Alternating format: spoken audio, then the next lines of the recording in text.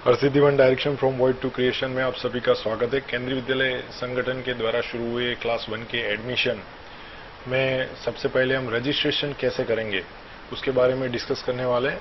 हम केवी online admission kvs.gov.in जो website है उस पर जाएंगे, kvonlineadmission.kvs.gov.in। उसमें पंजीकरण करने के लिए यहाँ क्लिक करें, क्लिक हियर टू रजिस्टर। वहां पर क्लिक करने के बाद जो वेब पेज ओपन होता है वहां पर आपको बहुत सारे इंस्ट्रक्शन दी हुई है। इंस्ट्रक्शन दोनों लैंग्वेज में, हिंदी और इंग्लिश दोनों। जो अपनी जनरल इंस्ट्रक्शन है उसके रिगार्डिंग हमने एक वीडियो पहले से ही बनाया हुआ है। राइट अपर कॉर्नर में आपको एक लिंक दिख रहा होगा, वहां से क्लिक करके या फिर डिस्क्रिप्शन बॉक्स में जो लिंक दिया है वहां से देखकर आप जनरल इंस्ट्रक्शन के बारे में समझ लीजिएगा और उसके बाद ही आप फॉर्म भरना शुरू करना। और एक जो इंस्ट्रक्शन है वो अपने सेकेंड ऑनलाइन एप्लीकेशन फॉर्म भरने के दौरान क्या क्या याद रखना है। तो जो बेसिक इन्फॉर्मेशन है उसके तो हम अभी डिस्कस करने वाले हैं ही। पेरेंट डिटेल्स भी उसी में ही आ जाएगी। चॉइस ऑफ स्कूल जो है उसमें आपको याद रखना है कि आप 3 स्कूल चॉइस कर सकते हो। अपलोड डॉक्यूमेंट में आपका फोटो और डेट ऑफ बर्थ सर्टिफिकेट जो है उसका जेपीजी या पीडीएफ फाइल चाहिए, और डिक्लेरेशन तो हम करने वाले हैं ही। तो यहाँ पर I have carefully gone through जो इंस्ट्रक्शन लिखा है वो अच्छे से रीड कर लीजिएगा और टिक करके आप आगे बढ़िए, प्रोसीड कर लीजिए।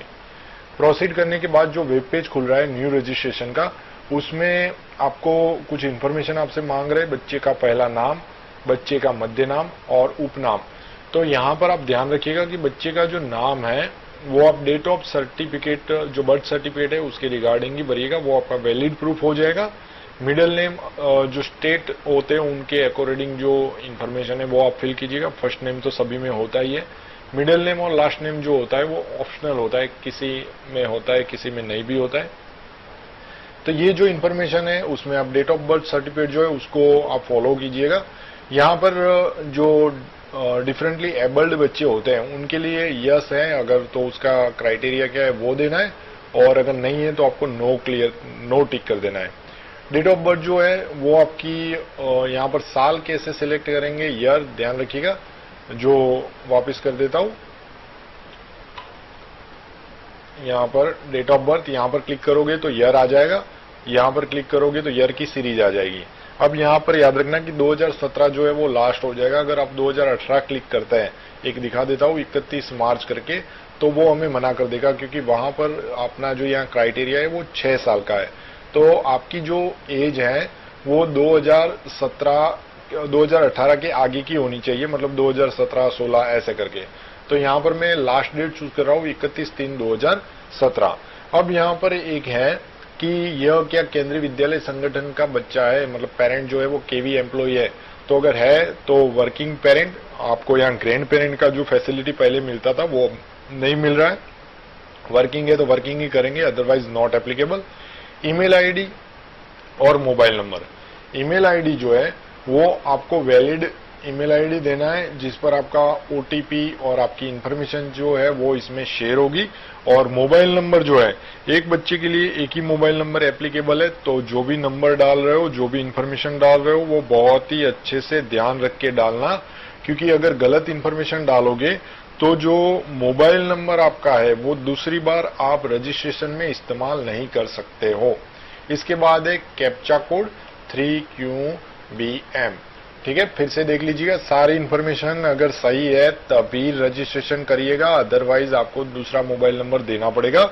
और मोबाइल नंबर भी आप खुद का पेरेंट का ही यूज कीजिए, कोई फ्रेंड या किसी साइबर कैफे शॉप का इस्तेमाल मत कीजिए, क्योंकि जो स्कूल वाले होंगे वो लास्ट में एडमिशन होने पर आपसे ही कांटेक्ट करेंगे इसी नंबर पर। बच्चे का नाम, उसका डेट ऑफ बर्थ और जो उसके डिफरेंटली एबल्ड की जो है वो, और यहाँ पर आप कैप्चा कोड डाल के रजिस्टर करोगे।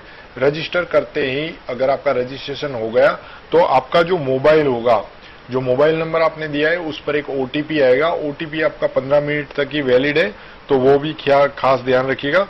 और ओटीपी जैसे ही यहाँ पर आप एंटर करोगे, जैसे मैं अपना ओटीपी एंटर कर रहा हूं, आप लोग ध्यान रखना कि ओटीपी किसी के भी साथ कभी भी शेयर नहीं करते, ध्यान रखिएगा। और यहाँ पर हम करेंगे वेरीफाई।